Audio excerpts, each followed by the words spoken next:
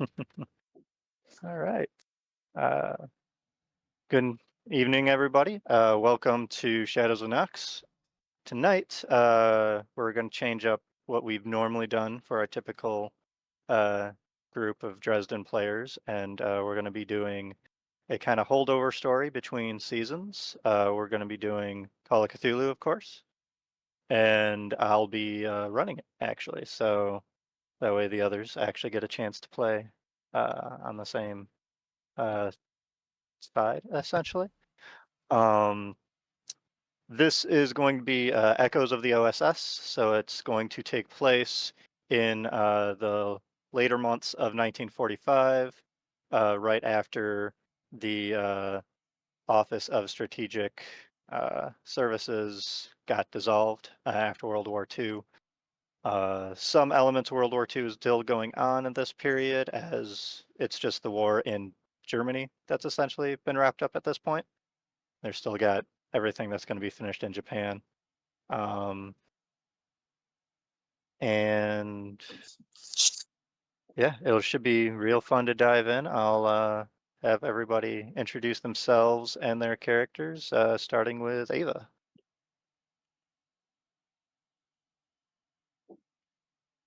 Say again, I completely zoned the fuck out until you said my name. That's fine. Uh, just go ahead and introduce yourself and your character or our Right, game okay. tonight. Yeah. I am Ava. You may or may not know me. We haven't been on Shadows of Nox very long, but that's me. I am playing Nora, last name here, Shea, Yeah. Yes. a cryptographer, cryptologist, whatever. Yeah. Cryptographer, typically. At least that's the way the military refers to it. I don't know what else to say about her except she's tiny, Yes. Tiny, very smart. like a 4'9" genius. Yeah.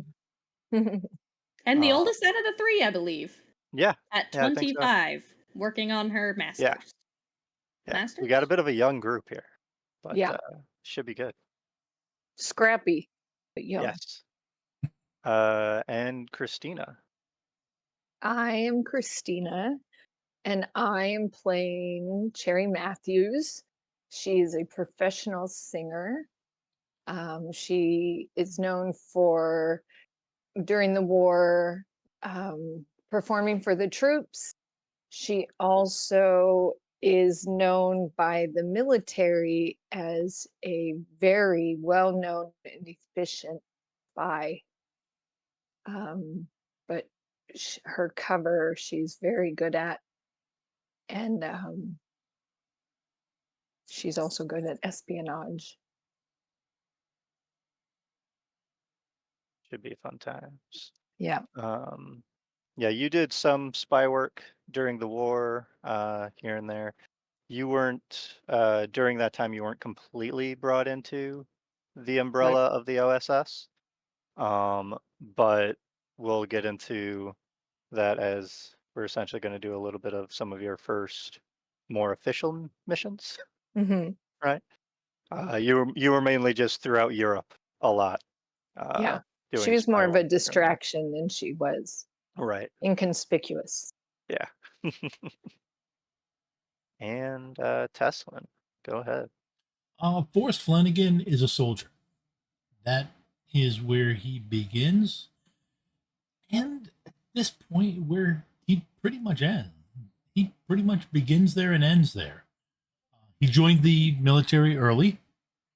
Uh, Many of them did at that time, using an older, using someone else's birth certificate or through a variety of means. He was a little bit bigger than normal, so he got through.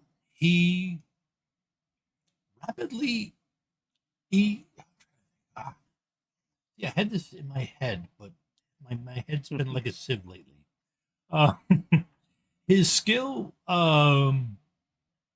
he's a good soldier, and his skill with fisticuffs and in rolling quickly brought him to the attention of some people in the intelligence community, where no, he was not put in as a spy because he kind of sticks out a little bit. However, he got assigned as a bodyguard. Mhm. Effectively, he became Nora's bodyguard early on because of the danger, the amount of stuff that she has in her head. It would be incredibly dangerous to get lost. Um, and Mhm. was the he was probably the fourth or fifth bodyguard.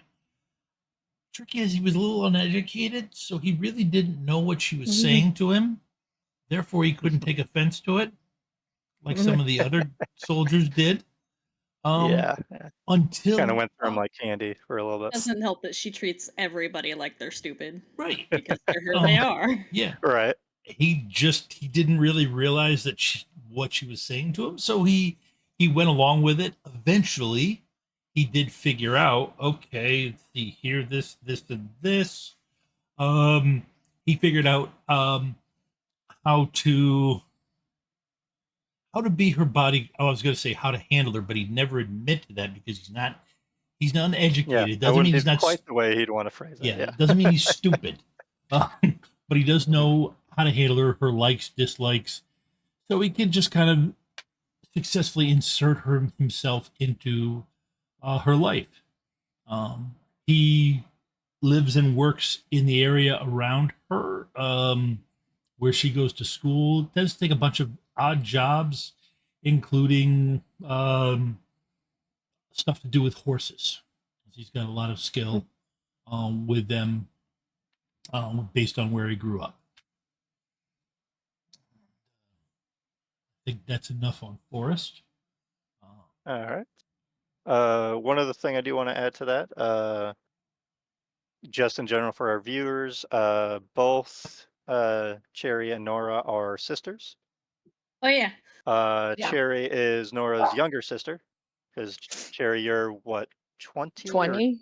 20? Yep. 20. Yeah. And Forrest is 23, I think, if I'm remembering right. Yes. He doesn't seem to know. No. Yep. Yes, I believe he was His 23. face is, Yeah. yeah. Numbers are hard for him. Yeah. Oh yeah. Nora's 25 and currently attending Harvard for her master's in. Yes. Was it Uh, mathematics? Did I decide mathematics, mathematics? a little bit, but linguistic anthropology, That's essentially. it. Yes. Linguistics, yeah. Um, but one of the main reasons why Cherry Matthews and Nora Shea do not share a similar name, similar surname, anyways. Cherry Matthews goes by that as her stage name. True. And Nora, uh, actually, at one point in the war, there was some different agents and everything, their identities got leaked, so her name had to be changed for her protection. Now I'll leave it up to Ava and whether or not Nora is still the same first name, but they essentially at least gave her a different last name. Um, I know occasionally they've done that before, where just having people keep the same first name, especially if there's someone that'd be hard to remember. Oh wait, it's different. Um, that aren't used to that kind of change of identity. Um, but yeah, one of the kind of elements of upkeep I do want to go into with the characters after character creation. Um, One, as we play through, kind of go into what everybody's equipment is, what your possessions are, because we're just going to do what makes sense, right, for the different scenes. Mhm. And for Christina, uh, rereading some of the rules, did you only put 10 points into knives, or 15 rather? Mhm. You can actually change those 15 points over to brawl, because brawl covers knife fighting. Oh, okay. So that just makes your brawl better. Um, So put 15 more points into brawl. yep, and then you can get rid Get of rid. the knives skill. Yeah. And that's under skills or combat. Fighting. So you would just essentially delete It'll be on the skills over. tab. Yeah. Thank you. Where Yeah. are And if you knives? want assistance, I can help do it too. I'm looking for it. Yeah, so all of you Oh, know, here. brawl covers, not just hand-to-hand fighting and everything. It essentially, at this time period, covers things like martial arts and everything as well. Improvised weapons, knife fighting, the very close-up stuff.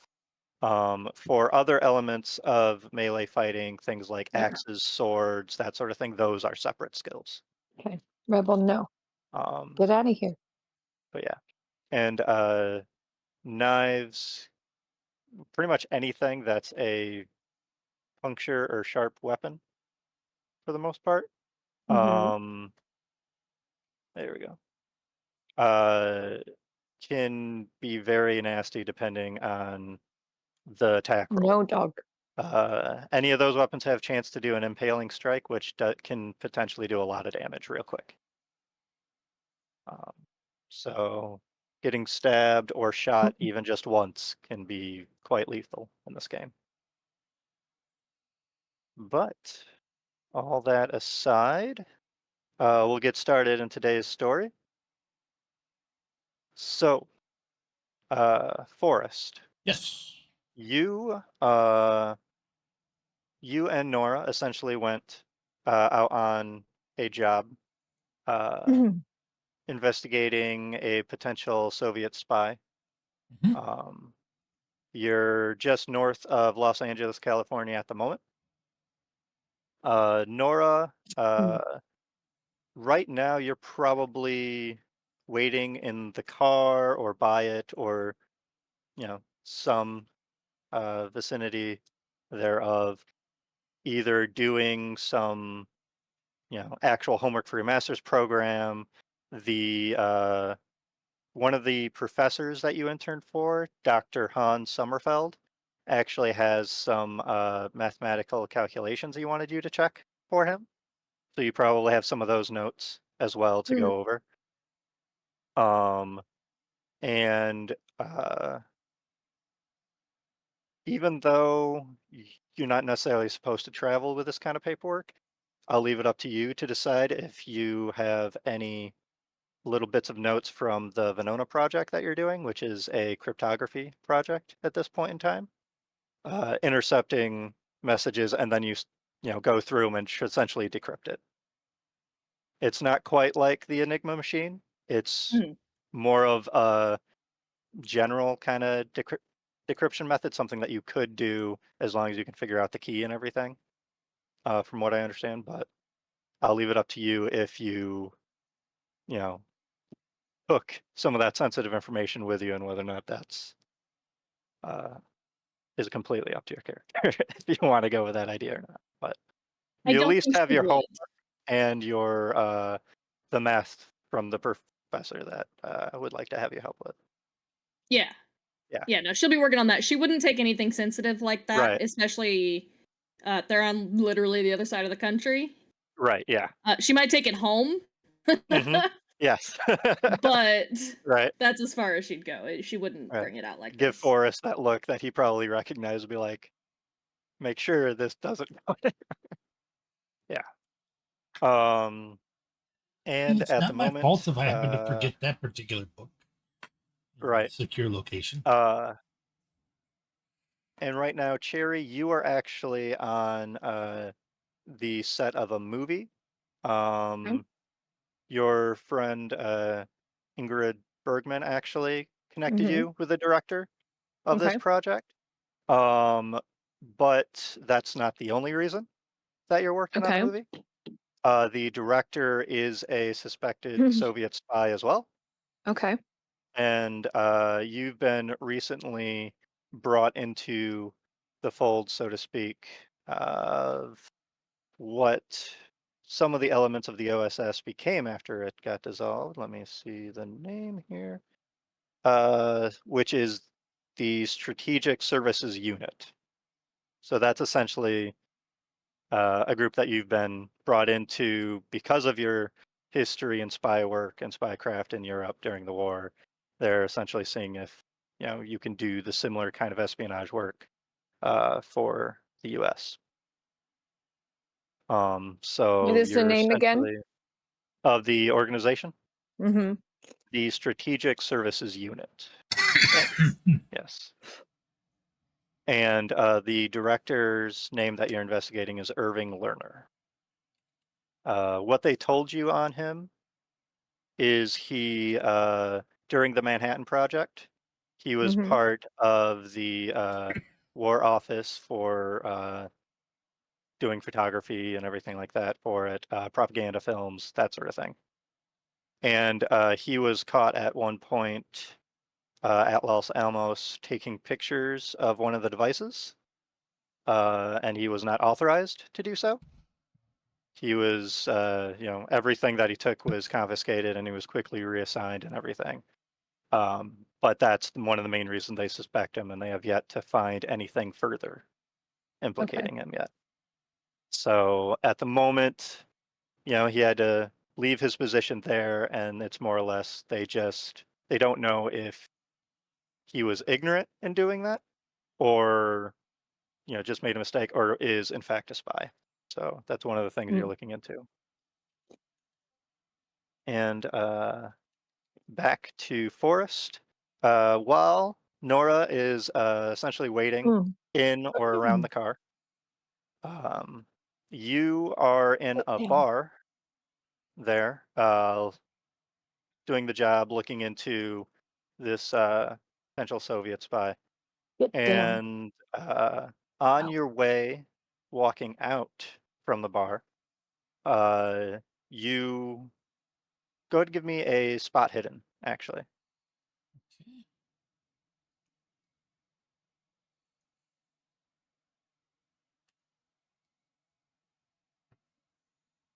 Let me see what that is. Wow. Ooh.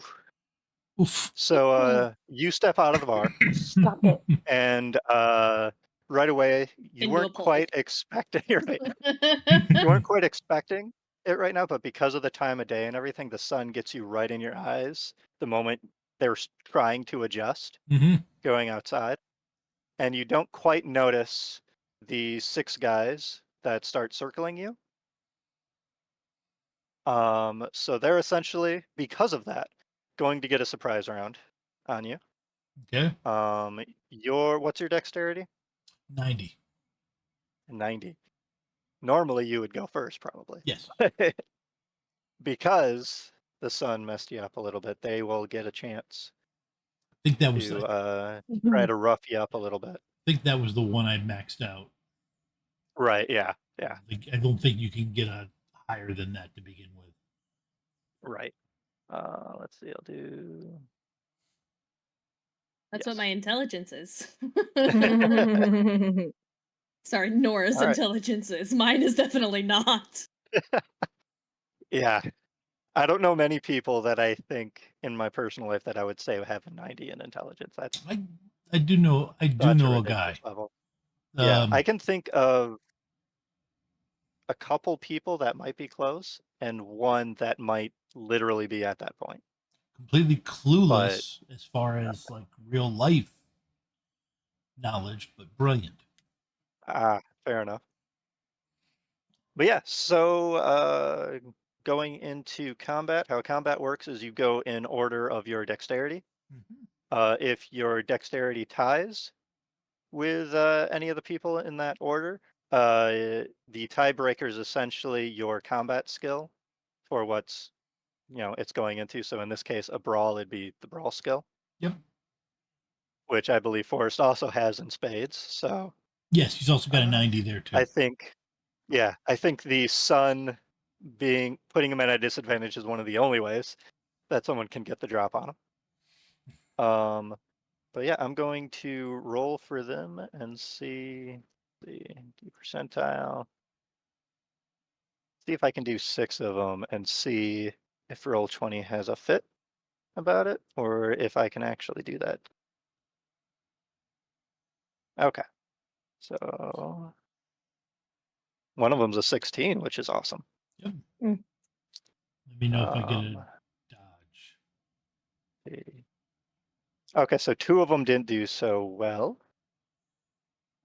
The other ones did a basic success. And then, ooh, that last one was really close to an extreme success, but still not quite. So, essentially, you go off, and I'm gonna have they jumped you in the order the rolls are in. Okay. So, starts off with just a couple normal ones. And so you step out, sun kind of blinds you. As you're adjusted, you just feel this fist connect with your jaw right on the left side. Okay. Um, and let's see, there is no D3 on here. I'll do a D6 and half it. So 1. And yikes. All right, so between the first 2 hits, that's a total of 5 damage, essentially, so far. What do your hit points start at? 13. 13? Yeah. So those hits definitely hit you pretty solid. One across the jaw. There's another one that got you in the gut. No puppy. Then with the next 2 strikes that come at you, your reflexes kind of kick in and you immediately block. Your eyes haven't quite fully adjusted yet, Okay. especially with getting hit in the head on the first one. But your reflexes are kicking in and you're able to knock away the other couple of attackers. And then the other 2 strike as well. That would be a 3 and 1 again. So another 4. So that's a total of 9 out of your 13, I believe, right? Okay.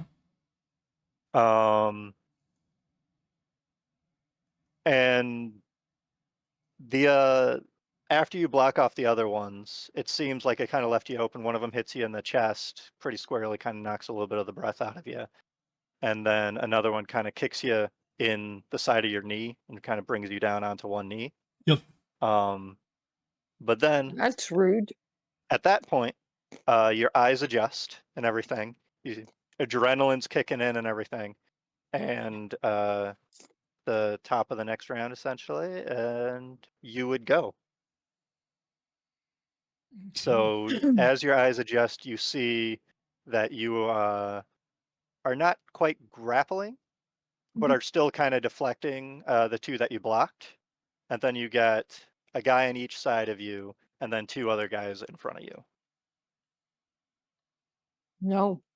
And they definitely do not look like they mean to just hang out and be nice with you. Yep.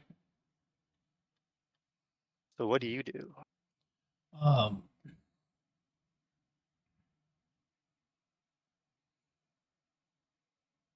I'd just like to share that I don't think this was a very fair fight. No, definitely. Okay. Typically, when you're outnumbered 6 to 1, Yeah. it's not. Right. Right, yeah. It might have been a bit more fair if the Mhm. sun wasn't an asshole to Yeah. him, Right. But yeah. Okay. So at this point, Mhm. I'm down on one knee, Mhm.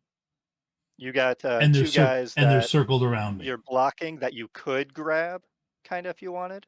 And then beyond them, you're flanked on each side by a guy, and then 2 in front of you. Okay. Now, other than doing strikes, you can do combat maneuvers. You could essentially try to take one guy, throw him into another, those kind of maneuvers, trip somebody, those Yep. sort of things. And all that still with a brawl roll. Yep. Because of the multitude of opponents you have at the moment, normally I think it would involve some penalty dice depending on how the combat's going. But for this, if you roll towards a hard success, I'll let you essentially affect more than one target at Yep. once. Okay. Actually, at this point, now that I can see, and everything, so I would get dodging, right? At this point, which I wasn't. Yes. Okay. Yes. All right. Yeah. So Um. which doesn't take up your turn. that's reactionary. Right. Yep. Yeah.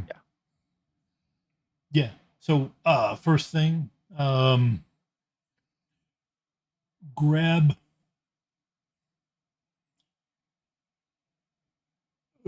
one of the ones behind me Mhm.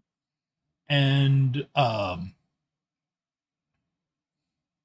pull him down. I'm not really going for damage. Essentially, I'm Mhm. using him to stand back up, Okay. grab him, Right.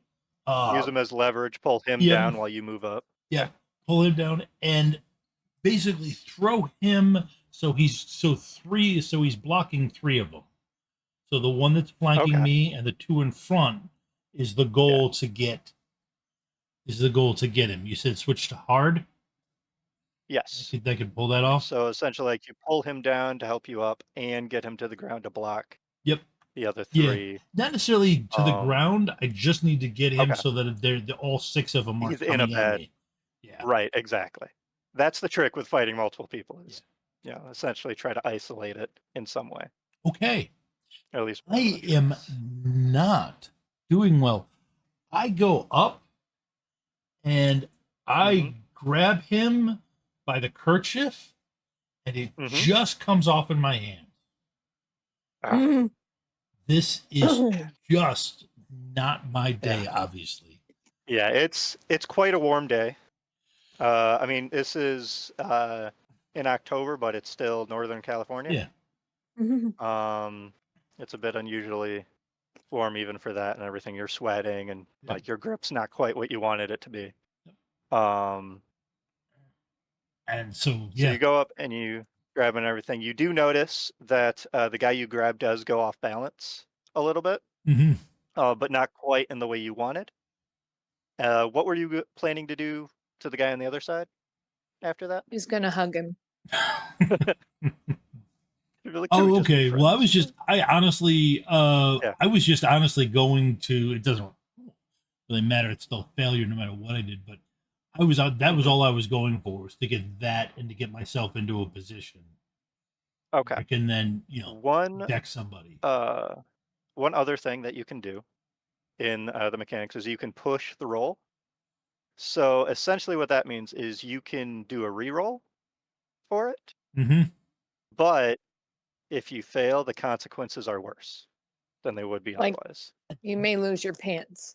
At this point, Right. at this point, And it's up it's to you if you want to take those chances, right? yeah, no, I'm going to take the chance because at this point, like I said, the kerchief came off Mhm. in my hand. This is just Yeah. not um, Yeah.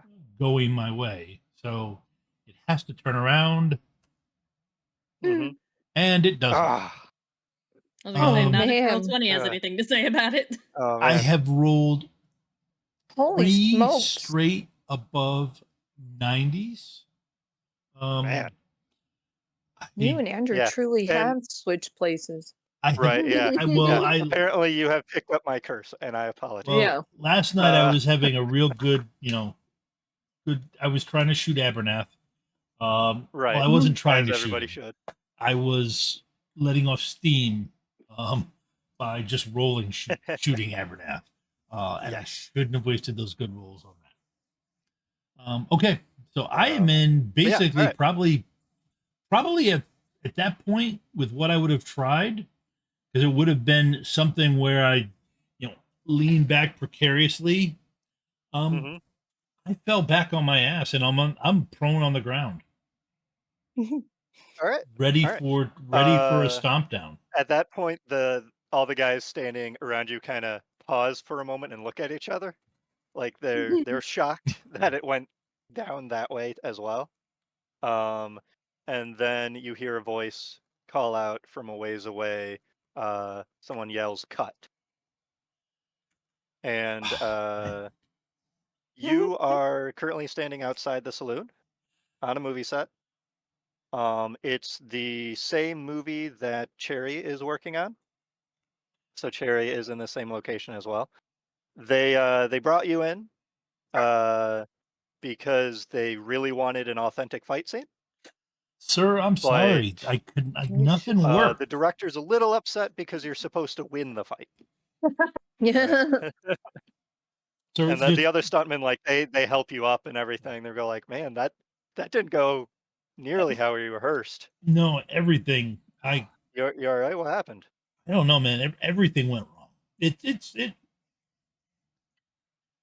Well, I got. go get some ice on that and get some Yeah. water. We'll I'll talk with the director. We'll take. I have to have used up all my bad luck for the day, and I Right. immediately, thump the Yeah. the wooden set. I've used Right. up all my bad luck for the day. Yeah. The one of the other things mechanically that you can do as well, speaking of luck, is you have a luck stat. You can roll that by itself during certain moments. Typically, I'll state like, "Go ahead, give me a luck roll for different things," and it can just be elements of sheer luck and different things. Like if you find yourself in a bad situation and just like, "Oh man, it would have been really good if my character had this item on me that I didn't write on my sheet." Yeah, see You could that works. potentially do a luck roll Yeah, and happen to have it, right? yep. That One of the other ways you can use luck. Did you pass that one? Yeah, yeah, that was a hard success. a Even hard success. Wow. you know, Oh, do you still have the hard marked on? I turned it off just now. But Yeah. Okay, I good. did. But yeah, one of the other things you can do with luck is if you fail a skill roll, Trouble. you can spend the luck on a 1-for-1 basis to try to buy that number down to make it a success. Huh. So, like, if you roll 20 above whatever your skill level is, you could spend 20 luck, bring that down, make it a success. The only thing is, you don't always gain luck back. Hmm. So, the more you spend your luck, the worse your luck gets over, right? Yeah. But those are some different options that you have for rolls and everything. Um, so, Forrest, you go. There's a Okay. nurse essentially on the sidelines and everything. She already had a little ice pack ready for you and everything. One of the other That's all. PAs comes up with a cup of water and everything. Just like, "Hey, that was a hell of a hit you took." That was just golly gee, I don't know what. Well, Buddy. just to warn you, the director's probably going to talk to you, but you I probably expect. I know. I trust me. I've been shoot out by COs before. You go It's not- outside. it's just something you live with. Oh. And Yeah. I'll do better. I will get it right. Yeah. Go. Nora, outside. you hear some shouting coming from the direction Forrest walked out at and everything. Seems like something with the shoot isn't going quite right at the moment. You're not sure what because you didn't have an eye line to where Forrest was exactly. Hmm.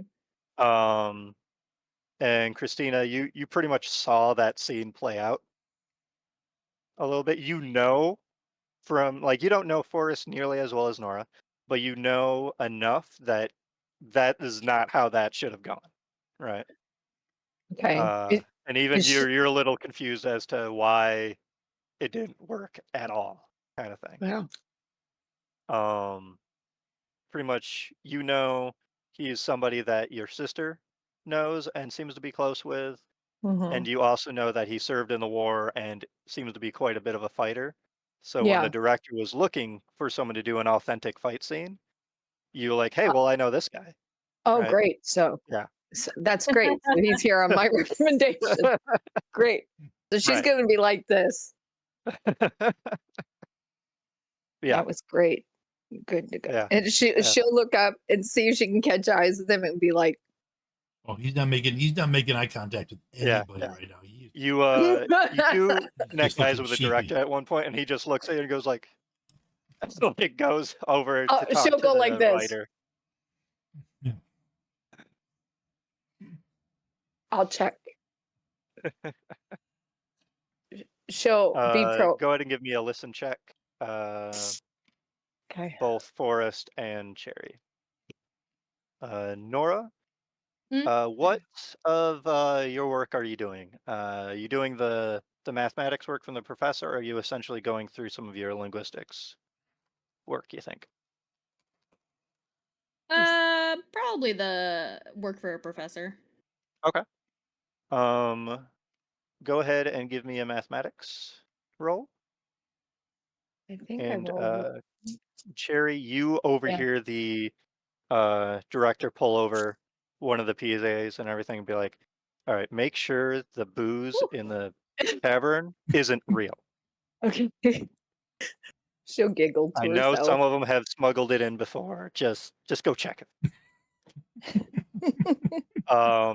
And Nora, you're looking over the math. Um, it's definitely evident, like the professor is pretty good at math. It initially even seemed odd to you that he even wanted you to check his numbers. Mm-hmm. But it seems as though at some point in his calculations, he missed like one digit somewhere and it kind of just spiraled out of control Ugh. in his equations. And you're still trying to figure out where that error was. Ugh. But it does seem like that initial error just probably caused frustration and like everything else started not making sense too. Oh God. Um, so that's likely why he wanted someone to check it over for him because he got to a point where he couldn't figure out what he did wrong. But Mm. you though you can't find it, you're pretty sure it's just a small mistake towards the beginning of the equation somewhere. Um, unfortunately, when he gave it to you, you knew it was for a project he was doing, but he didn't tell you what the Mm. project was, or what these calculations are for.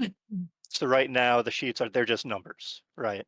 So it's Right. not like you have a base, oh, it's supposed to be this equation to even go off of to figure it out. So right now you're kind of scratching your head and you're probably starting to have your own frustrated notes and everything about it, but Ouch. um I'm probably building up a little bit of an appetite from doing it. Um Forrest, after getting the ice pack on your face and everything, getting some water, what do you end up doing? It seems like the director's just going to pause doing that scene for Um, now and move on to the next nope. scene I they want to do for the day. well, I mean, nope. I make sure that I am. I'll get the ice pack,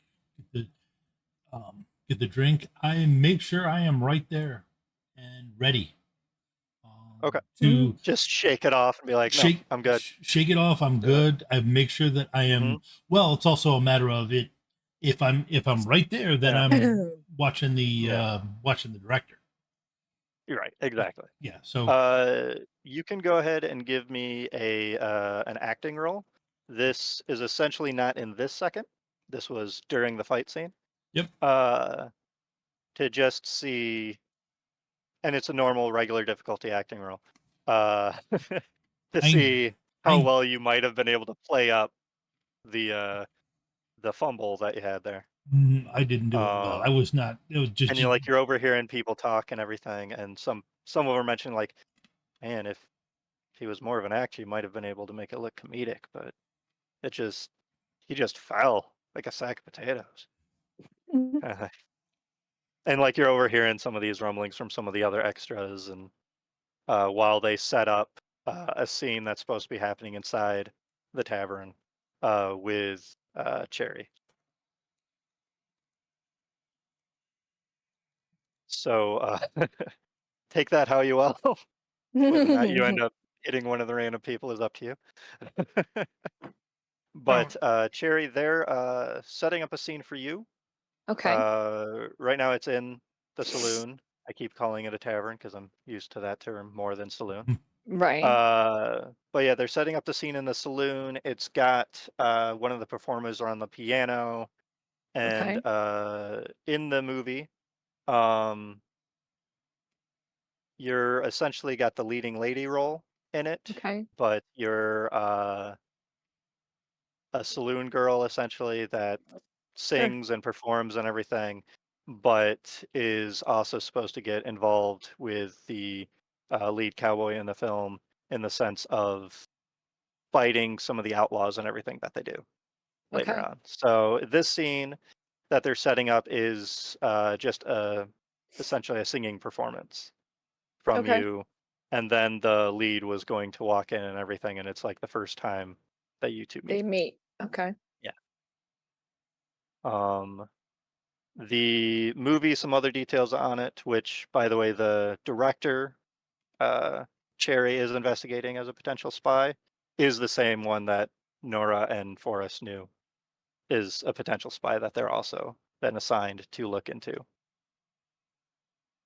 Um, you two don't necessarily know that you have the same assignment. Mm-hmm.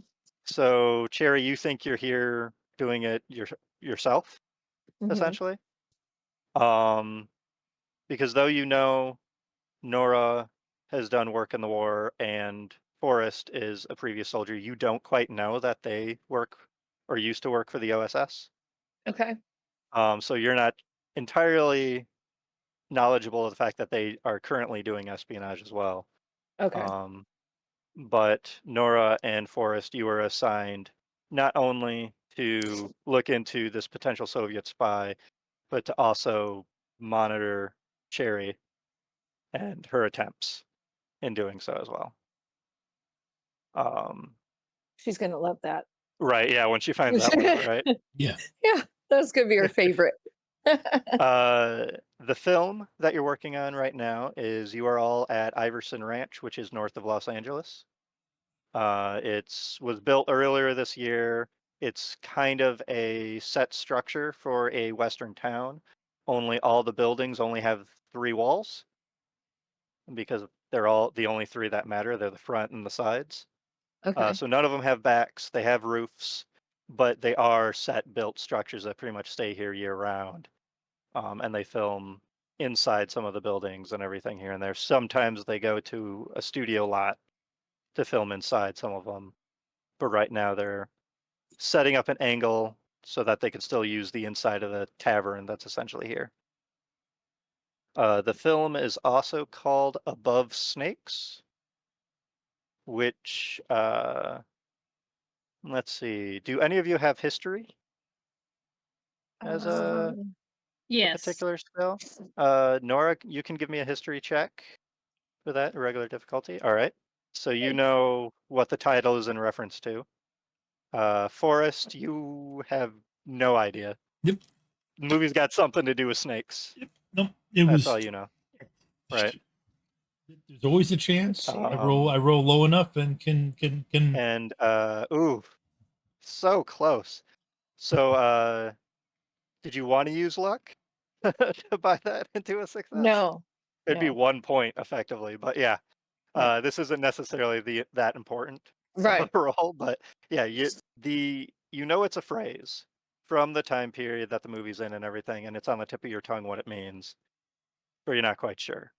Okay. Nora, you know, above snakes doesn't actually have anything to do with snakes. It's just a term meaning still alive, Hmm.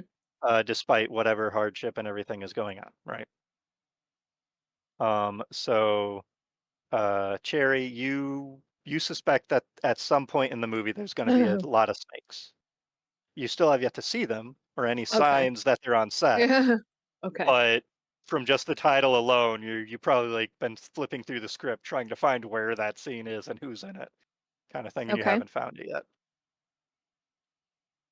Um, but they're setting up for the singing scene. They got the piano player and a couple of the other saloon regulars and the bartender. Um, they call Forrest in as he's supposed to be one of the guys inside the tavern right now, just kind of in the background at the moment. And then after a little bit into your song, the lead's supposed to come in. So go ahead and give me a singing roll. Okay. Let's see. I will learn to know where these are. Okay. Ooh, a hard success. Wow. So you start off hitting the notes perfectly Mm-hmm. going into this and everything. Uh, enough that even some of the other performers are a little taken back by it.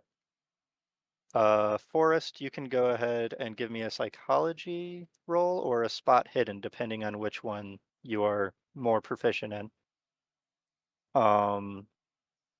And Cherry, you can give me a similar roll as well as you look around the room while you're singing.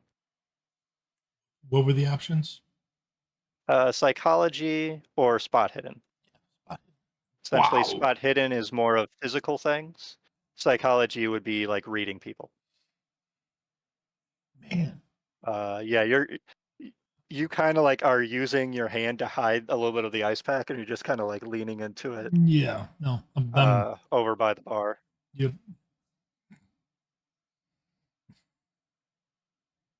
And Cherry, do you have either of those? Say that again?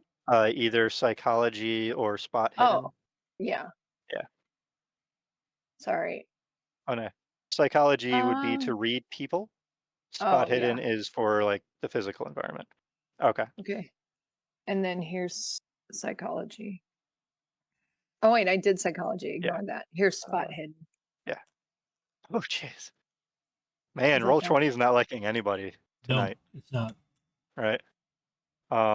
Has anybody gotten a success? Let's see. So I I did. got I a got Sherry, my, success. you and got a I got a singing hard success, success. right?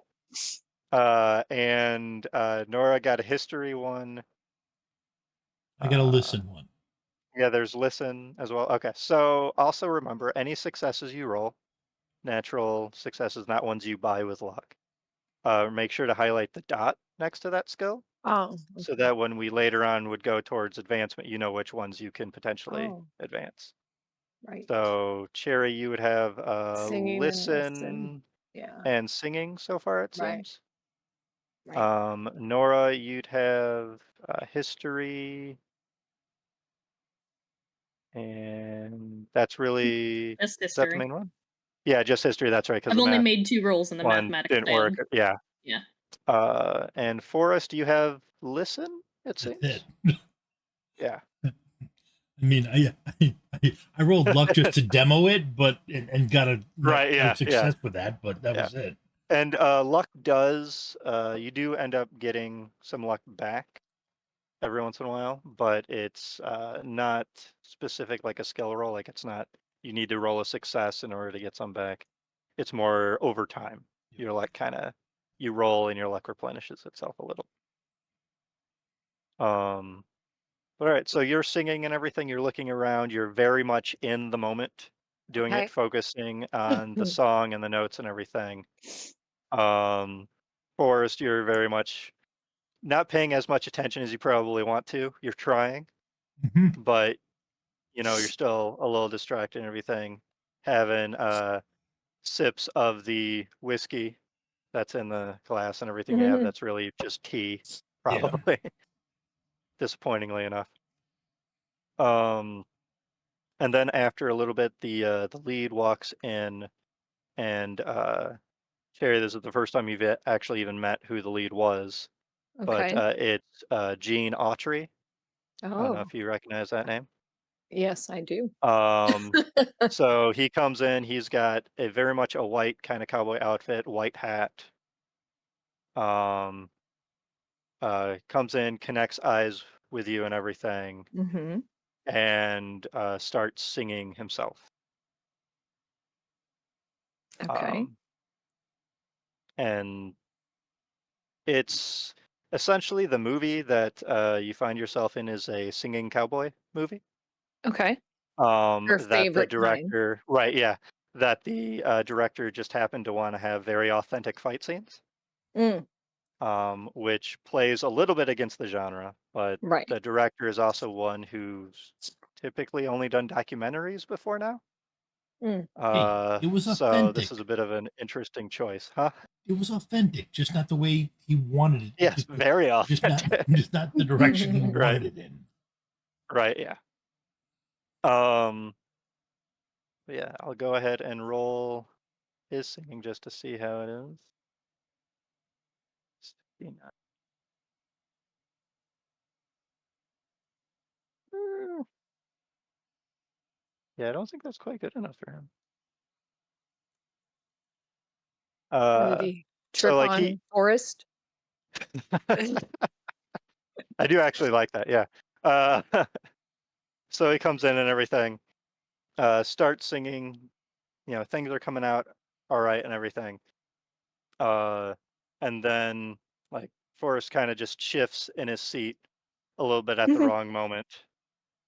And the creaking of the chair was enough to distract him and kind of pull His Gene out focus. of it. And it's just like, "Ugh." And like he just turns around and walks back out. And the director calls cut and everything. Thankfully, the director doesn't quite know why Gene just walked out Right. because not everybody heard the Great. chair movement with everything going on. But it was enough that it threw Gene off, and he just wants to kind of take that part from the top if he can. Cherry will Um, say under her breath, "For the love of God." I'm gonna need so, a sanity roll just because I'm not used to failing right. like this. Um, but that is the situation you all find yourself in so far. Nora, go ahead Yeah. and give me another mathematics check while you look over this. Oh, Oh my God. What is happening? Ouch. I'm Can gonna we see if reset I can. roll 20? Right, yeah, yeah. Let me see here. I'm looking at the rest of your skills and Mm. everything. Try to see if there's anything else that would apply. Um, there's only one thing that I think might actually help, but it's very much a long shot. Um, I'll take it at so this I can point. right, I can think of two choices so far, Mm. and you can do both of them if you'd like. One is an electric repair roll, which I know you don't really have that skill, but you have the base 10% that most other people Mm-hmm. do. So there's still a chance, right? Um, and then the other one you would do after that is let you do a library use roll to try to be like, ah, screw it, and like flip through your textbook a little Okay. bit to try to see if you can find an example of whatever the professor was trying to do here. Okay. Okay. That's kind of a little predictable, right? Yeah. But nice. So you're flipping through and everything, and you finally recognize that the initial equation that he was trying to do is one for calculating voltage and Mm. current of a circuit of some kind. Mm. And you're still unsure where things are kind of messed up in it. But like looking through now, it's starting to make a little bit more sense that it's dealing with, voltage, resistance, current, everything like that. And you're starting to be able to Now we please can actually piece start some to of the decipher the math. parts together. Right, exactly. Makes sense. With that and everything, I think this is a decent time to go on break if you all want to. I know we started late, but we're going on break a little late. That's fine. Um, and hopefully, when we come back, Roll20 will have rethought its life Right. and start actually Clear allowing your us cache. Clear your some better cache. rolls. Yeah, yeah, right. But thank you all very much. I hope you stick with us, and we'll see you shortly. Thanks for sticking around, folks. Yes, thank you. Welcome back. We're going to jump right back into our first episode, the Tome of Askon. We're going to actually switch things up, go to a scene 10 days earlier than where we're at on the movie set of Above Snakes. And some of the characters are still in some different locations at the moment, but going to lead into how they got that assignment and then how they got to where they were at the beginning of today's session. So it is still, of course, October 1945. The O.S.S. got dissolved a little bit ago. The director, essentially, of it that Nora and Forrest knew now no longer has that position, and it's a new director and everything. Nora and Forrest, you still work for the government, still take orders essentially from the similar people that you did before in the O.S.S. Um, Nora, you, of course, to kind of recap a little bit, you, at the war, after you worked on Project Ultra, helping to solve a lot of the messages from the German Enigma machine, you were brought over to the States in June 1945 for what's called the Venona Project. And though on paper, you were assigned to the project to be stationed in Arlington, Virginia, where it was mainly housed. When you reported there, you actually got reassigned to Harvard. But that assignment was a secret, thus why they wanted that. It was a secret even from your fellow cryptologists and cryptographers Okay. and everything. So it was a little bit beyond even the clearance that they essentially had. The During this assignment is when you initially met Forrest. Really, like you had some other bodyguards and everything. In very quick succession, in a couple of months, none of them I worked just don't out want to stick around. in various I don't know ways, right? why. Until Forrest came along, and he was They all asked to be uh, reassigned. both good at his job and hard-headed enough that it worked out, right? Um, but you were reassigned for a couple of reasons. One, they detected message traffic saying that your identity was revealed uh, to the Soviets, which is the main worry that they had at that point in time. Soviets and Germans, but mainly it was released to the Soviets. Mm. So they reassigned you, gave you a different name, essentially, and at Harvard University, you were assigned to keep an eye on Dr. Hans Sommerfeld, who is a professor of mathematics and theoretical physics. He was working on the Manhattan Project, and he got his position there after he was able to escape Nazi Germany, where essentially at the beginning of the war, these are all things that you found out in your time knowing him and like reading the papers and files on him. But most of his family has already moved into the States before the war began. He was one of the few that was still over there.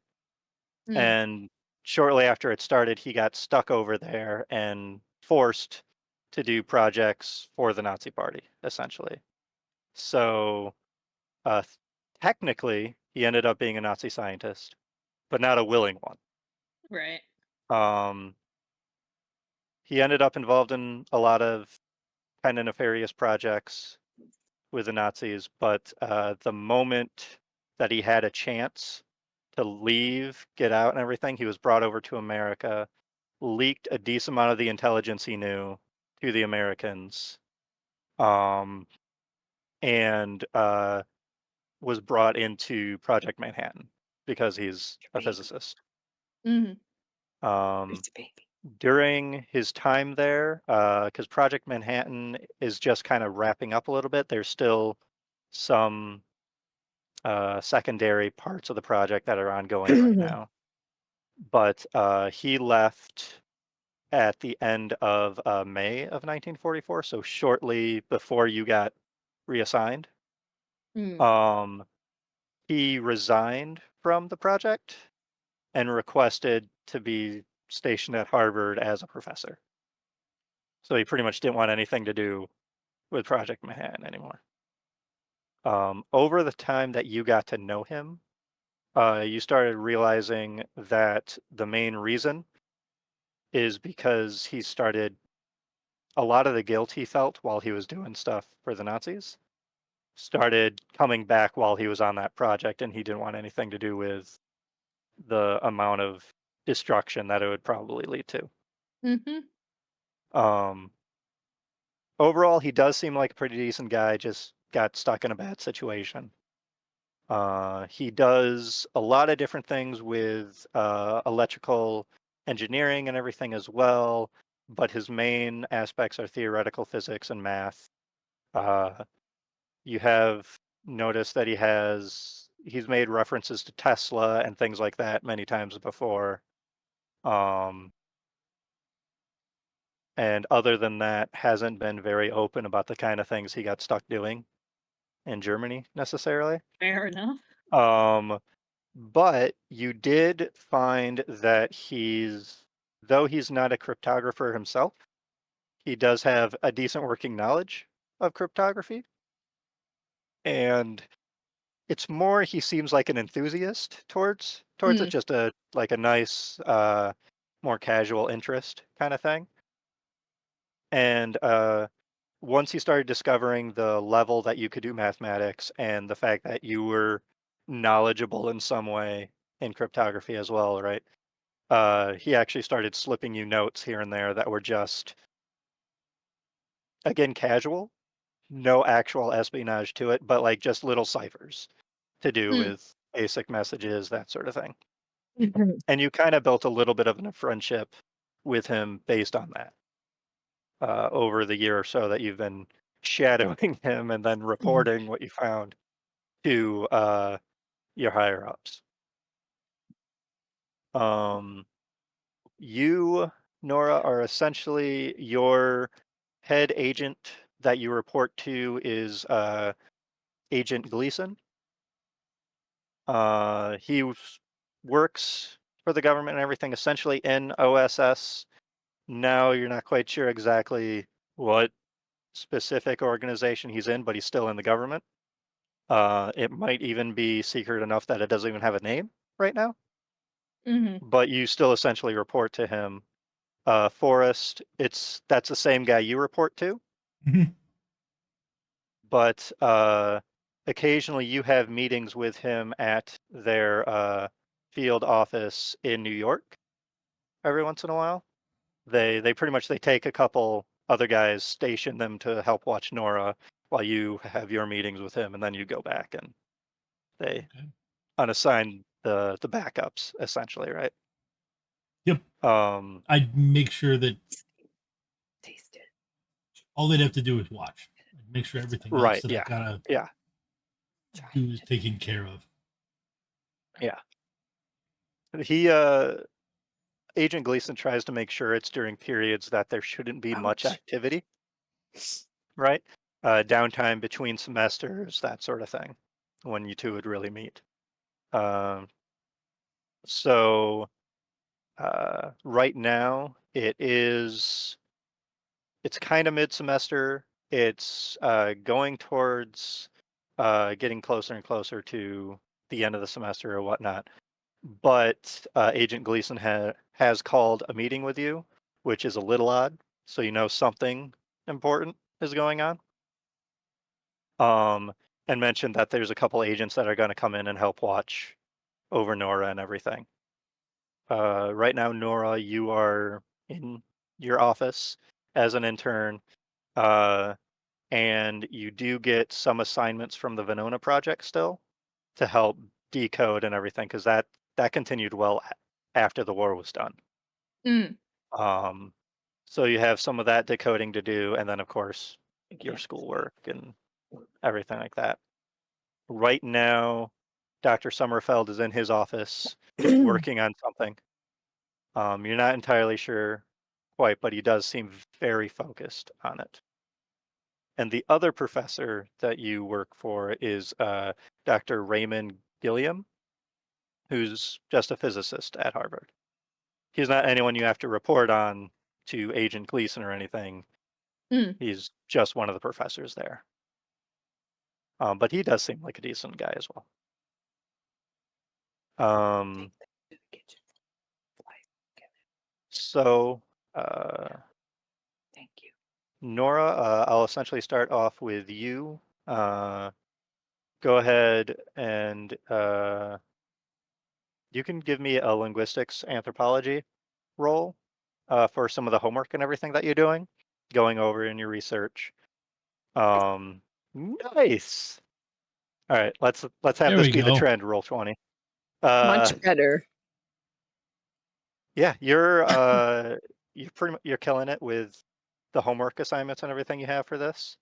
Uh, a lot of the different languages and translations you've been doing has been easy, even though you don't necessarily know the language you're working with. You're picking up a lot of the base elements of it. Um, and you get that homework done a lot faster than even you thought you would. At which point, you see Dr. Sommerfeld kind of leave his office and everything. You smell a little bit of ozone, essentially, in the air, kind of wafting from his office, which he's working with some electrical something for some reason. Everything all right, Professor? And he's like, I'm good, thank you. Very concerning of you." And he just gets some coffee. You see, like, some of his hair is standing up on end a little bit in odd areas, Shall I even get the though his turn hair is ointment? kind of short. But it's mainly he's normally well kept. You're pretty sure it's because of some sort of static electricity that's going on. And he gets his coffee and everything, sips on it, kind of stares off a little bit, sighs, and then turns around to go back into his office. Um, you, other than the fact that it has something to do with electrical work, um, and he's checked out a lot of different books from the library at Harvard as of late, a lot of different physics books and everything. A couple other bits of recreational reading here and there. But it's still, he hasn't been particularly open as to what the project is he's working on. Do you have, let me see if I can pull up your character sheet. It doesn't always load the best for me in Roll20, but I'm seeing, yeah, you have basic stealth, but you do have spot hidden. So I'll have you do a spot hidden check Yeah, I figured that fit for, for Stay here. someone right, like yeah, for the past couple of months, um, to try to help figure out a little bit what is going on. How does luck work? I was not listening when you You explained spend it it on a earlier. 1-for-1 basis to bring the number you roll down until it essentially meets your skill level. So for All right. this, you would Feel spend like I'll 3 spend the points of 3 to luck. make that work, yeah. Yeah. So how you would do that is you would put your character sheet in edit mode again Okay. and just You change your do. luck number down by 3. Okey-doke. Oh, Um, right, my numlock's off. yes, which actually that does remind me. Since this is technically a different day, it's also means that you have probably a different set of luck for today.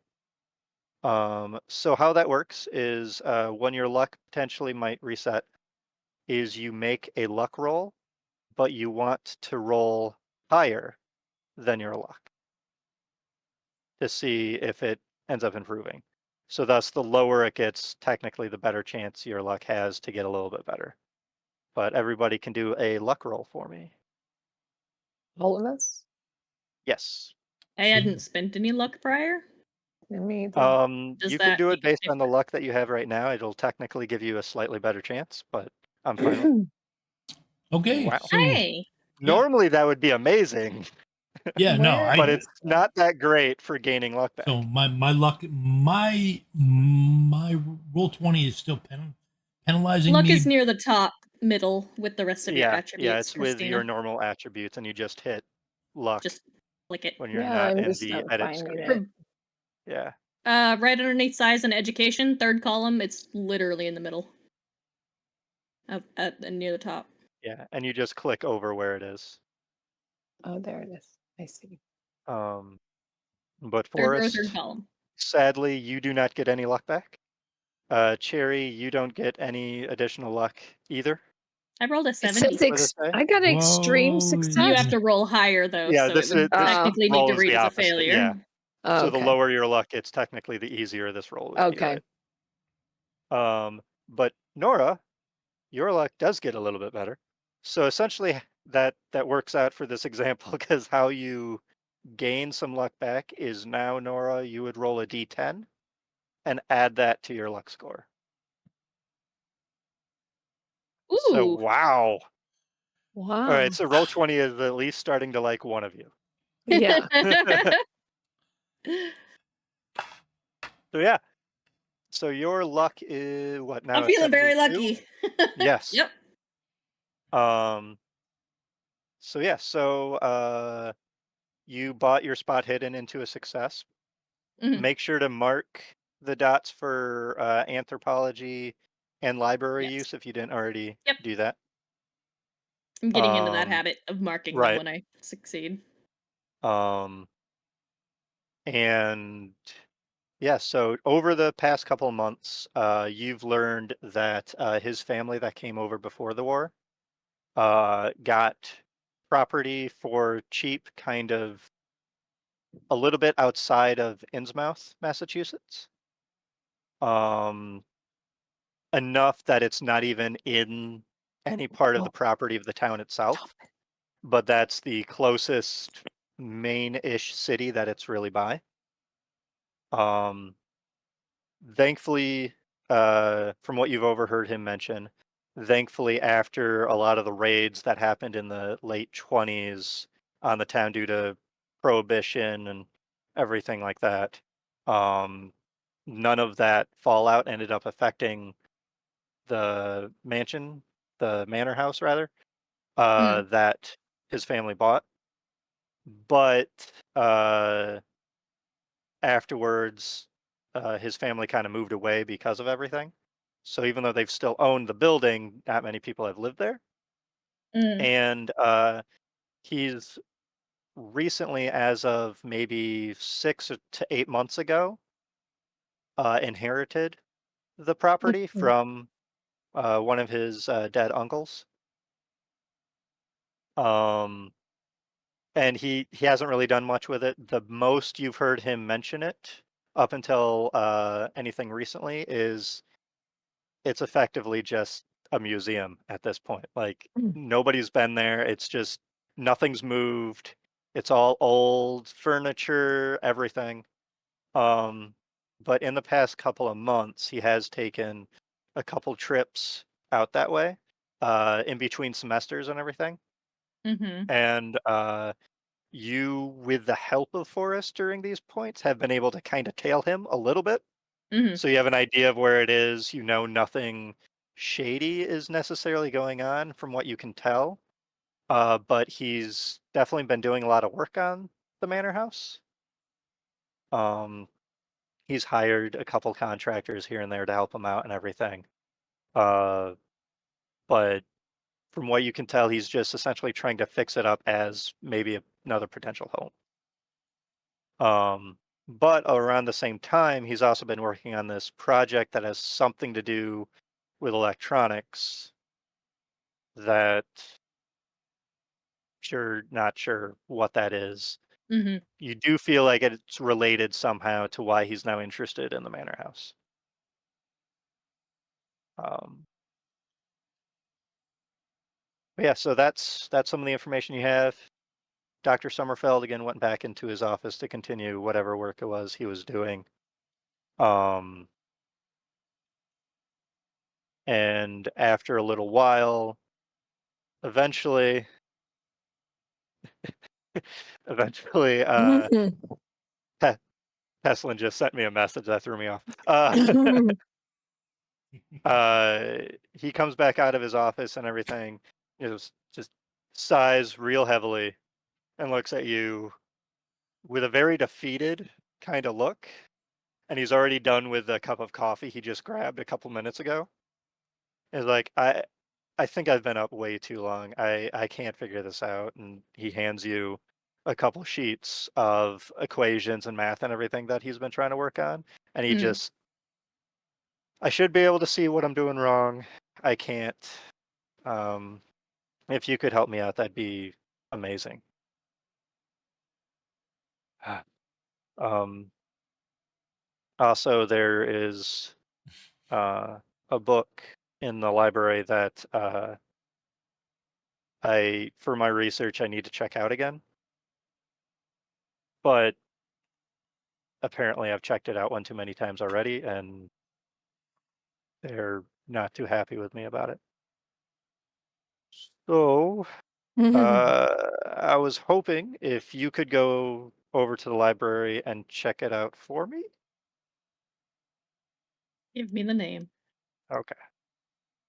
And like he writes it down on a piece of paper and everything and hands it over to you. And like as he hands you the paper, you notice that it's in the little cipher that essentially you two have done before. Mhm. And he goes like, just it's in one of the archives. Um, I understand why they're protective of it because it's pretty old, but it's something that's really helping me out right now. So if you could check that out and then just bring it back to me in my office, I'm gonna try to take a break on this, get my mind on something else, probably grade papers, and I'll just be here for the moment. And he said thank you and goes back to his office. Um, Go ahead and give me a cryptography roll for it. Yeah. And nice. That's pretty awesome. Wow. I'll go back to what you decipher here in a moment.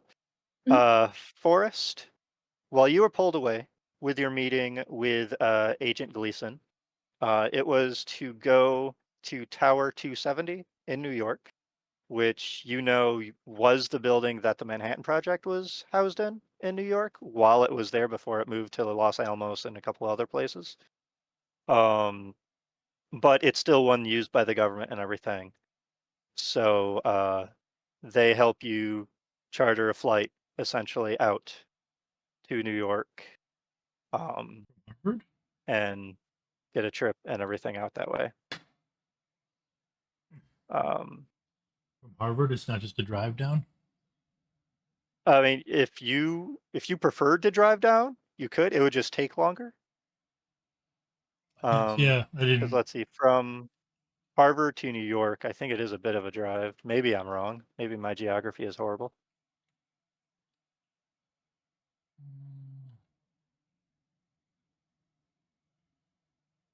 Oh yeah, okay. So for Looking some at it. reason, I thought Harvard was Okay, not. so it's like a 3.5 hour drive. Yeah, It's not too bad. In this time period, it would be a longer drive because a lot of the vehicles don't go quite up to the same speed that they do nowadays. interstate system wasn't built either Um, at that point. right. Thinking about it. So Okay, it'd yeah. probably take about twice as long. Yep. So Um, but yeah, but Agent Gleason, especially because of the fact that this is off your normal schedule, okay, has offered that they can send a pilot and everything to pick you up at the airport and take you out. And okay, this isn't a civilian chartered plane. It's essentially like you and the pilot in a small little bi-wing okay. flying over that way. Um, so is that the route you Yeah. take? Yep. That's Awesome. fine. So yeah, you fly out there. It's a little bit of bad weather, but mostly uneventful. Things seem to go all right. The pilot lands and everything. I He don't have to doesn't jump out talk of it. much during the time there and everything. He doesn't talk. Oh. Um, Not much. Yeah, he seems very professional. He talks back if you Hmm. start trying to make conversation, but he never initiates conversation himself.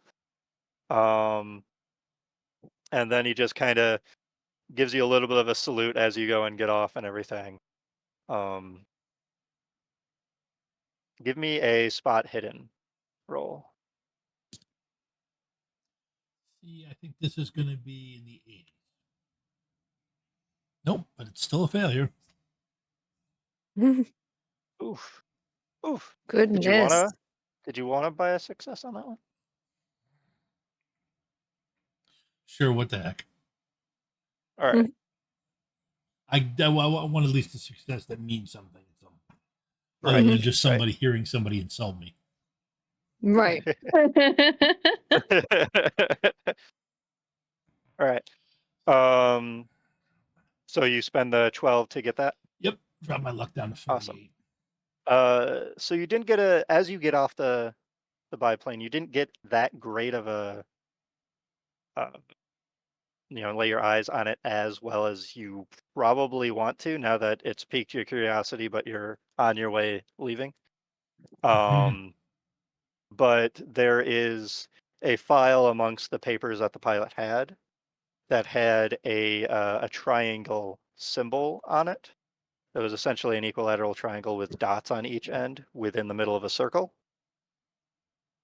And you know it has something to do with some sort of government project based on just the way it looked, but nothing really beyond that. Mhm. Um, and like pretty much right as you're thinking about it, as you're stepping off and you have your bags, is when the pilot goes to close his door and is firing up to just take Yep. back off, He takes back off. or at Okay. least drive it over to where he needs to refuel and head out. All right. Well, I would pull out Um, one of my notebooks mhm. and You want to try to write it or draw it down from memory, effectively. yeah, at least a rough sketch. But the Okay. trick is, since you said it was a circle inside of a triangle with basically dots, it's not that. It's just a geometric shape, Right. right? Go ahead and have Forrest give me an intel roll for his memory. Intelligence. Nice. A success. So it's a circle on the outside Mhm. with a triangle on the inside, but there were dots at each point of the equilateral triangle, right? Okay. So you draw it from memory real quick. For a second, you're like, wait a minute. No, this is it and Well, no. everything. I Yeah. No, I take and I the Hmm. notebook's already got some writing in it. Okay. So on one page I put the dots in the same spot. On another page I put the triangle, and on the third page I put the circle. So that Hmm. somebody can't just flip through and see all three. You have to know which three Hmm. pages, and then you have to push back the others Smart. so you can hold I them like it. together I and like it. and see it. Uh, Um, um, awesome. So you get that. You go through the airport. You're able to get through the security just fine and everything. You have your clearance and everything like that, and yeah. they know you're a government agent, but that's about it. Um, and then you get a cab, and unless you wanted to rent a vehicle, I'm not sure how rental cars worked in this time period, but I'm No, I'd probably sure just get a there cab. was some way to do it. Yep. And you head into main city, New York. Yep. Meanwhile, Cherry, you were called to meet with someone in the government uh, Okay. by the name of Agent Gleason at Okay. what even you know as Tower 270, which 270 is the address it is essentially in New York. I would have to look it up again to actually figure out what the street intersection was, but it's one of the taller main business buildings in there.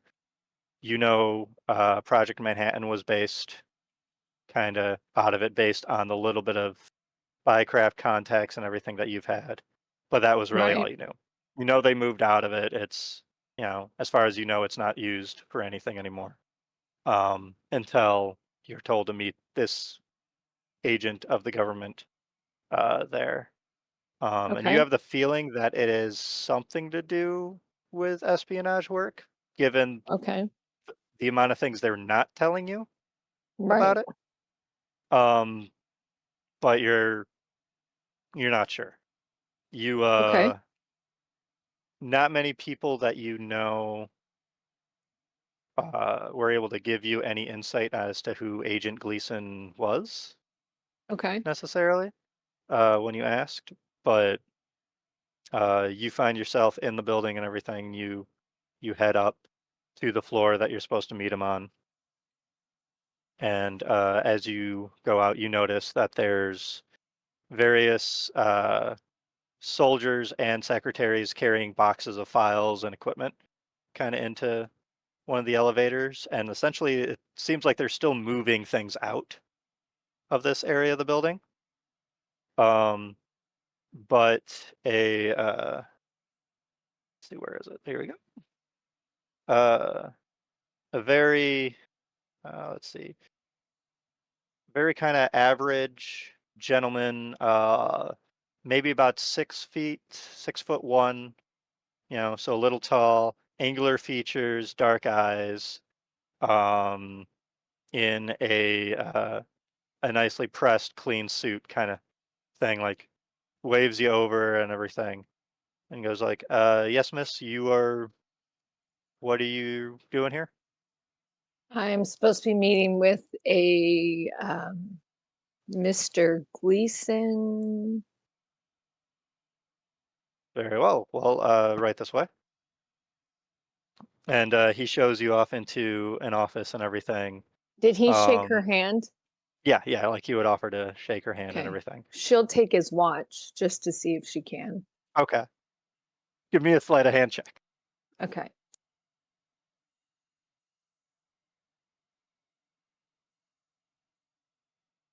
This is going to be interesting. Roll 20, don't be a bitch. Ooh.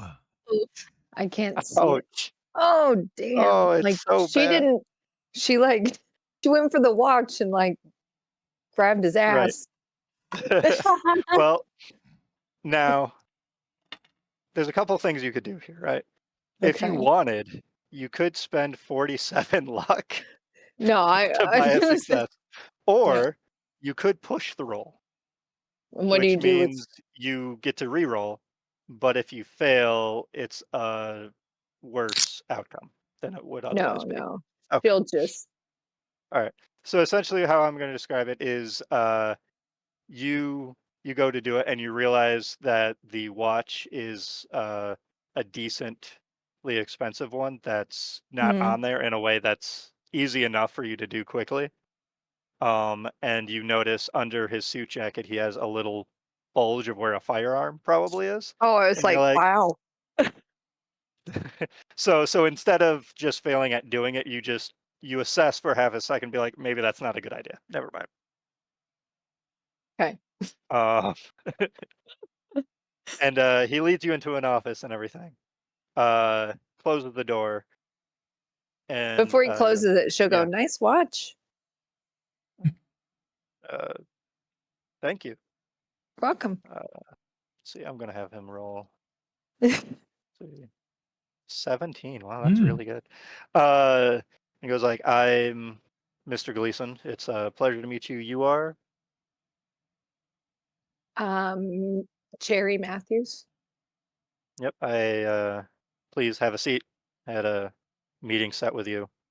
And by the way, yes, I like my watch quite a bit, so don't take it." I won't. Um, well, I've heard actually a decent amount about you and some of the work that My you did in the singing. war. Uh, the other work you've done, the less overt things. Oh, yes. Um, Now, as you may or may not be aware, the O.S.S. has been dissolved. Um, Yes. but a lot of those, uh,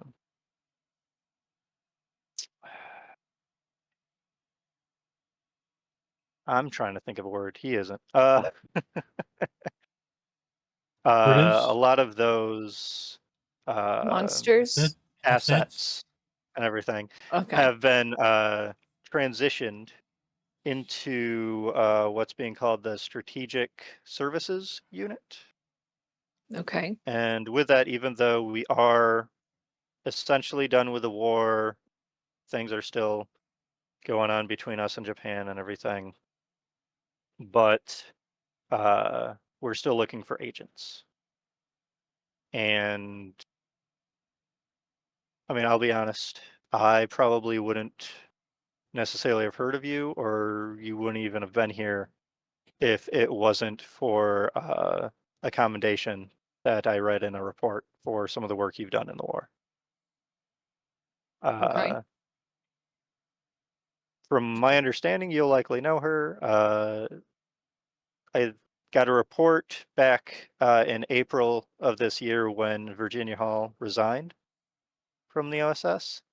And she wrote a report that gave several people that helped her throughout her time in Europe accommodations for their work, and you were one of them. Wow. So, being that you're kind of new to my radar, uh, that intrigues me and lets me know that not a lot of the enemies that essentially my unit would be working against would likely be able to know you, or at least recognize you as a potential spy. That was the plan. So I'm looking to possibly bring you in. Okay.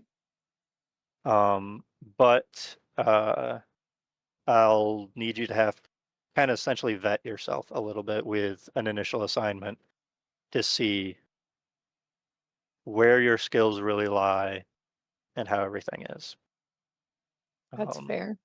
I know you're a pretty decent singer and actress. Um, I've heard What some do of you your mean? music; it's pretty good. What do you mean pretty But decent?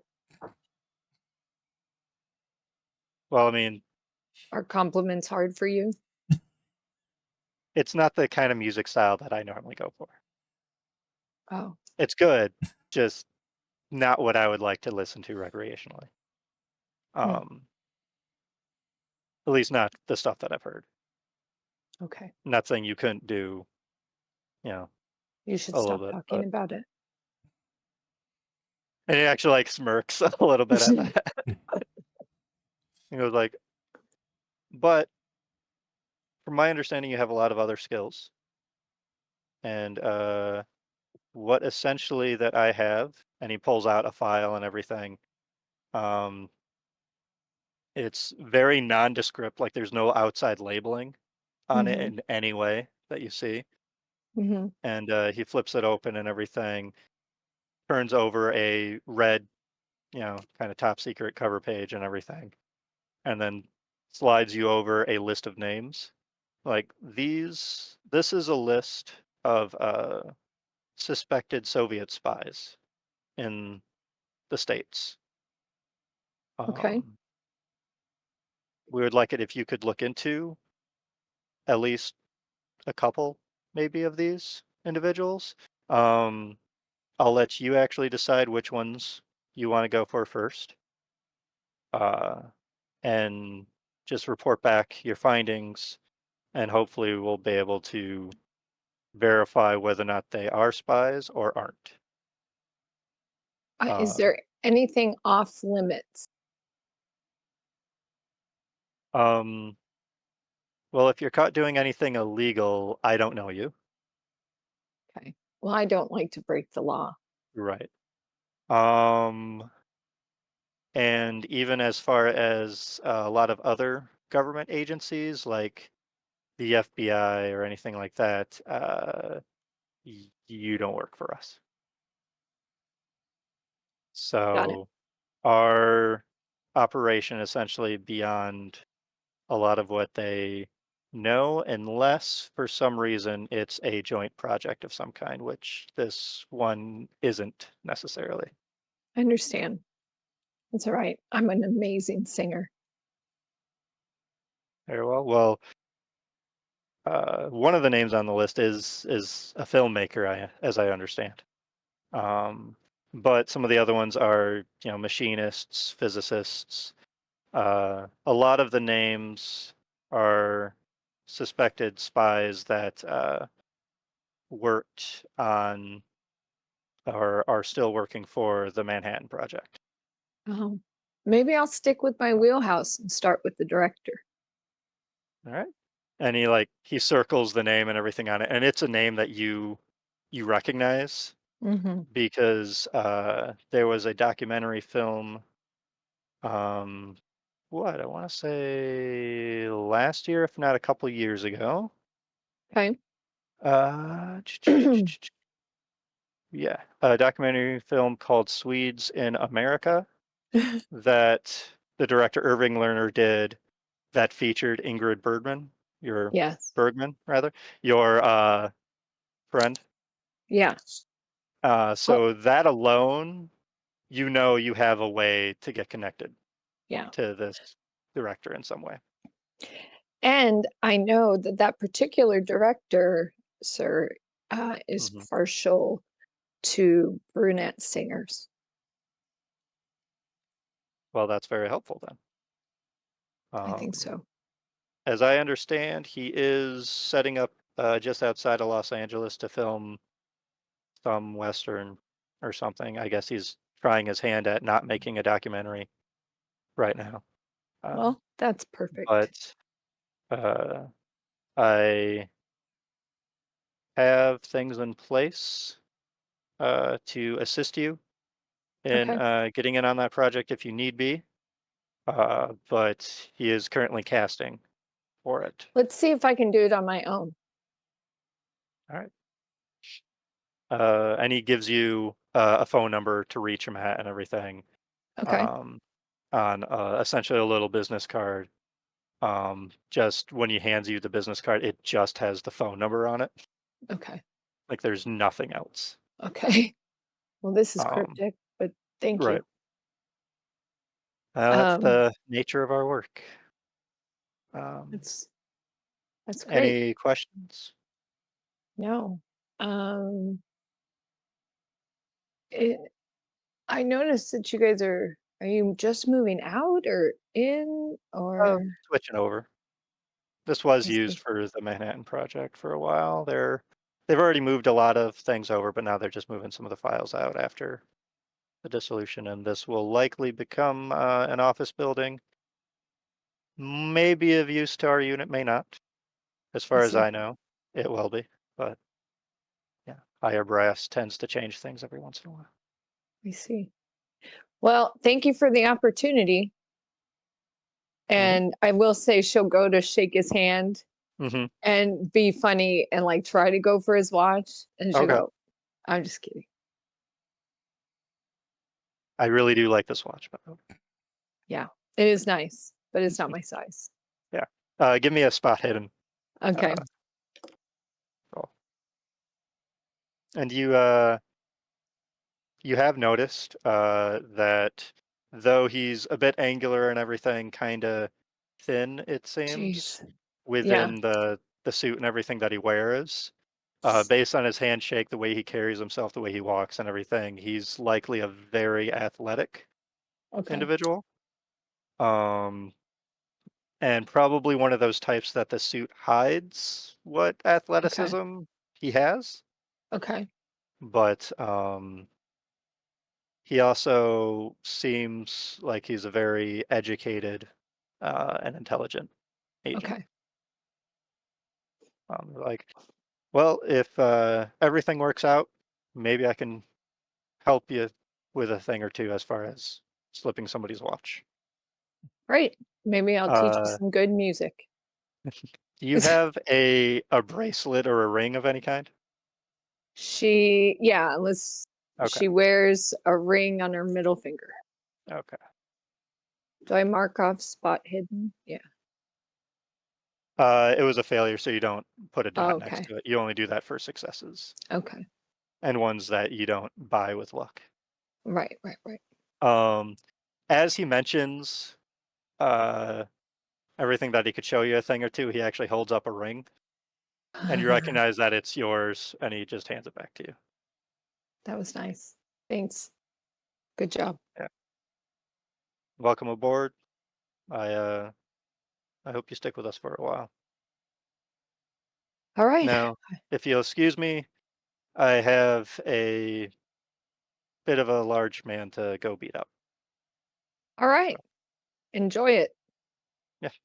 And Those as are my you're favorite too. And she'll turn right and she'll walk out.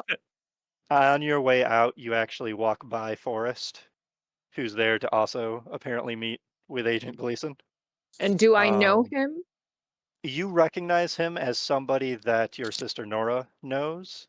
But would he know who I am? He probably does. You two Okay. haven't. Might know each other in passing, as far as you know. Nothing more than that. But you both recognize each other. She'll just smirk at him. But we're Right. inside of As- Gleason's office area. Yeah, the right outside the office itself. So Yep. you see people moving out files and everything as well. It looks, desperately needs to be cleaned. Yep. And it's kind of barren. You can give me a listen check. Tip Both of my us or him? Forest, sorry. Okay. I do the tip my hat thing, miss, Mark, can you get as I these? walk Nice. past. Hey, you get to put a dot by listen now. Actually, I'd Alrighty. already had a successful Yeah, one of dog. those. Oh, that's right. So yeah, It's this the one is you're doing well in. But yeah, you actually, even though he said it before he opened the door and you were a bit of a ways away, you did overhear him say, like, and if you excuse me, I have a rather large man to beat up. Everything right before you're about to meet with him. yep. And even though you're not that much bigger than him, you do have like 2 or so inches hmm on him in height and are a bit broader and everything than he is. So you're pretty sure he's talking about you. Yep. And so I'm going to assume when she turns and goes, those are my favorite too, she almost runs into him. Mm-hmm. Yeah. Okay. She'll go, oh, hey. And she'll smirk Excuse me, and miss. just keep walking. I step aside to let her out. Lightly. Yeah, and my assumption is it's one of those that in that second neither one of you might necessarily realize, wait a minute, that Yeah. was so and so until Yeah. like Cherry, you got on the elevator Yeah. and Forrest, you were about to start your conversation with Skylar kind of thing. Yeah. So Cherry, you go on your way out. Yeah. Forrest, Skylar, so you're like, it's good to see you again. Good to see you, How's sir. everything with Cambridge, It's, Massachusetts, and all that funness I'm sure you're having over there? it's Cambridge, sir. It's the nothing really to report. Nobody's paying any undue attention to her. Nothing really as far as nothing of concern as far as that. She hasn't really asked me to help her with any of her Mm-hmm. tasks, but they seem to be going. They seem to be going well. I've Good. got What about the good doctor there? And you know he's referring to Dr. Sommerfeld, of course. yep. I give him the what I do. Actually, was one of the things I was supposed to like. Was I supposed to debrief Nora and bring that information down with me by hand? Not necessarily. It's more that is Nora's task. Your task is making sure Nora's safe. Yep. Right. But you know that's what Nora's assigned Yes. to Yep. do while she's there. So To be honest, I haven't seen anything that is worrying in regards to her safety. good. That'll So her cover is intact. mhm. The and I'm able to feed her additional information about her professors based on all the favors I'm doing to the various clerical Mhm. people who work there. Good. To be honest, I'm kind of hoping Dr. Sommerfeld is one of the ones that isn't against us. It would be nice to. It would He be nice has to be proven wrong. knowledge of a lot of German Nazi projects that we're still trying to uncover. I assume, So sir, it's going to hopefully take we'll years. be able to figure it out. Yeah. They were into some really weird stuff. But Yes, sir. that aside, um, let's go hit up the gym. Oh, okay. He's actually talking about the. Okay, good. Right. He's actually talking about. Yeah, and you know, like occasionally, like you'll actually just meet, debrief, catch up, that sort of thing. But you two have known each other enough and have actually served alongside each other in the war in a couple different uh Okay. conflicts and everything that there is a little bit of friendship, and every once in a while he doesn't mind going to the gym so that he can actually get a little bit of a sparring match in, Yep. being that a lot of the time recently he's behind a desk. But you also know, though he's not necessarily as skilled at fighting as you are, he's not too far behind, and he does at least make for an interesting fight even for you. Till now, it's just college. Harvard is Right. just college boys Yeah. and the occasional R- Irishman. Right. Yeah, he's a little shorter than you, a little thinner, but he's quite a scrappy kind of guy. Um, as you head down and everything, he, you know, leads you to his car and everything, and drives you over to the gym and everything. Okay. He was like, "Well, it's good to see you. I Good to see you too, sir. So strange times, right? Feel like I should be happy that the war is pretty much done, but no, sir. But I don't know. I mean, there's these. They worry about these academics. They worry about things that doesn't really make sense to me, sir. Yeah. Well, anyways, here we are. This is the gym that I go to try to keep from turning into a full-fledged potato. Uh, I got to be honest, it gets a little boring. I every once in a while I can make it over to the gun range and keep those kind of skills sharp, but that doesn't happen that often. I got a job, teaching the ROTC guys. Yeah. I get to. I did have fun with the interview I actually just had a moment ago. Uh, lady, and like as you are in this gym, there's nobody else here. Yeah. She. Like he pretty much Yeah. it seems like he has a key to it and everything, but it looks on the outside Yep. like it's a general public gym, right? Did It's just I? after hours. I knew of. Did I know their sisters? Yes, yes. You know, Cherry and Nora are sisters. That's how you know Yeah. of Cherry, essentially. Yes. It's like, yeah, I understand you know her. Oh, yes, sir. I do. At least a little bit. Um, Yeah, from Nora's sister. They're not that close, but mhm. I have met them. Yeah, from I've actually read some reports recently that she did some work in World War II. Similar nature to the kind of work you and I do now. Hmm. How similar, I'm not sure, but she is I don't know. I guess mischievous enough to prove valuable. But she doesn't. I take it she's not. I didn't. I take Not it she's not a crypt. She's not a math head. no, no. That does seem to be a bit of a difference between them from what I've read of her file.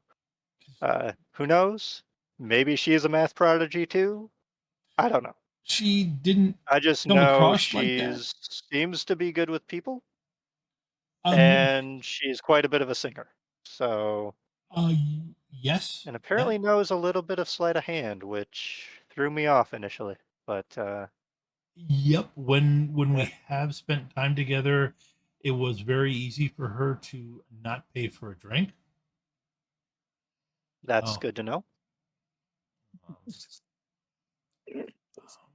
and Uh, compared to there's just yeah. And I assume you're having this conversation like while you're getting ready for a no, sparring match. she's It's one of the gyms that has Yep. the boxing ring essentially right in the middle. no. I Um, made the mistake of trying to do the same things with Cherry that I do with Nora, and it was not received well. yeah, Cherry does seem like she's a lot better at picking up on certain social cues. Oh, Though Nora does seem to be actually pretty good with people, honestly. But yes. for someone that's very logical based like she is, it's Mhm. not always an expected Yeah, trait. Nora's great. Like, Yeah. I don't quite know why all those other guys had so much trouble with her. But In my experience, they get offended too easily. Nora would say the same. can I say out of character? I agree. Right. And do get their feelings hurt really easy. I mean, But yeah, you like, you change and everything yep.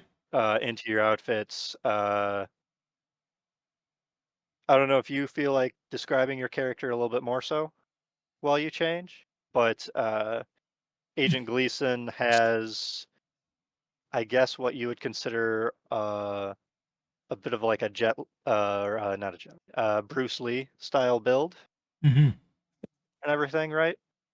But he has a not necessarily crudely done, but not necessarily professionally done tattoo across the upper part of his back and everything. All things that you've seen before.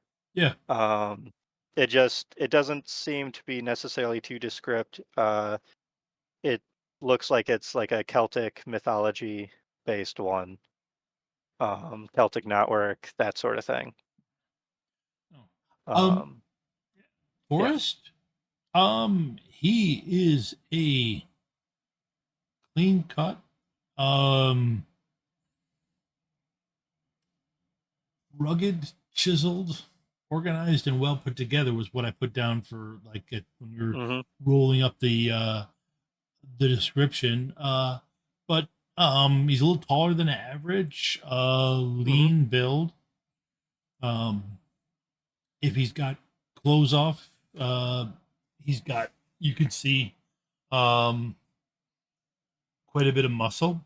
And he knows how when he's moving for with purpose Hmm. and efficiency. All right. It's clear he knows how to use his body in combat. He doesn't hide it well, Hmm. and he honestly doesn't try. Fair The enough. one thing he does do, the hat covers up the obvious still military haircut that he just Hmm. can't get out of the habit of having. Hmm. So the hat Some people covers that actually up. like that style, right? Yeah. Yeah. Uh,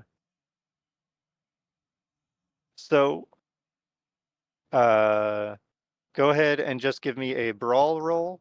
I mean, you've sparred with Agent Gleason a couple times before. You know you're faster than he is, Yep. a little bit quicker on your toes and everything, despite your difference in size. Um, oh wow, that's that's awesome for you. So hey, you get to mark a dot for brawl. Yes, I actually do connect. Uh, right, and all right, got a 25. So okay, so you got a hard success. He also got a hard success.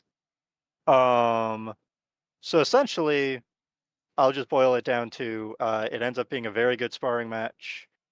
You know, each time you two do this, you always learn just a little bit something more Mhm. from each other and everything. and it's definitely something that's quite a bit of an enjoyment. Lets off a little bit of steam, right, from the work. And I will go back from that back to Nora, who deciphered the little bit of the friendly code from Dr. Sommerfeld, and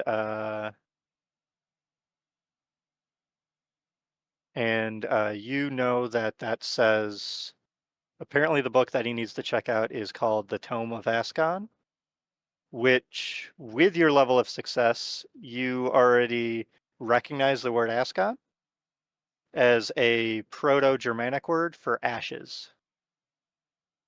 Okay. You're not sure if this is essentially meaning ashes or if it's in reference to a specific person somewhere in Mm-hmm. history or whatever, but you know it's in the archives, and in an area of Harvard's collection that you haven't been. Okay. You have to go to the library and into essentially the labyrinth underbelly of it that's nearly miles of stacks of books. Mm-hmm. You know, not stacks, but shelves and shelves of books. Right. Yeah. Right. So you know already that you should bring comfortable footwear, and it's probably going to take you a while Like to she find it. wears anything but comfortable footwear. Right. Right. But I think that is where we'll leave it for tonight. Uh, Started a little bit late, went a little bit late, but That's I fine. hope you all had fun, Yeah. Yes. and we will pick up right here next time. So, Bye, guys. yep. Have a good night. Thank you, everybody. Everybody. I don't know if anybody has anything to pass along, but Yep. feel free Check to us do. out. Check us out tomorrow night. 7 o'clock. Hmm. For you can hear me, you can't see me. Yeah, 7 that's fine. o'clock for One of us had to go. So. our Shadowrun. We're gonna be playing Shadowrun. Yes. Oh yeah. Where how to put this? Some runners are doing some bad things down in the bayou, and the first set of runners that were sent after them didn't fare too well. So another set of runners is being sent after them. So have a good night, everybody. Good night, everyone.